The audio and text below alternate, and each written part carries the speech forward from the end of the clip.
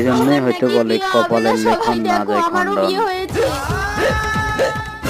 কি হলো স্বামী, আমি কি বিয়ে করেই বিধবা হয়ে গেলাম? ও গাছ, তুমি আমার স্বামীর জীবন ফিরিয়ে দাও। তোর স্বামীর আগের জন্মের স্ত্রী যদি ওকে স্পর্শ করে তাহলেই ও জীবন ফিরে পাবে। কিন্তু তাহলে তো আগের জন্মের স্ত্রী আমার স্বামীকে নিয়ে চলে যাবে।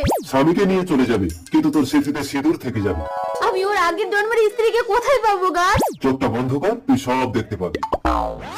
স্বামী, তুমি 5 বছর পর বাড়িতে ফিরলে। জানো, আমি না তোমার সন্তানের মা হতে চলেছি। আজ আমি ভীষণ খুশি রূপা, আজ আমাকে যে যা চাইবে আমি তাই দেবো। যা চাইবো তাই দেবে? তাহলে আমার স্বামীর জীবন ফিরিয়ে দাও। তা কি করে সম্ভব? সম্ভব। আমার স্বামীর আগের জন্মের স্ত্রী যদি একে স্পর্শ করে তাহলে আমার স্বামীর জীবন ফিরে আসবে। কিন্তু কে ওর আগের জন্মের স্ত্রী? তোমার বউ।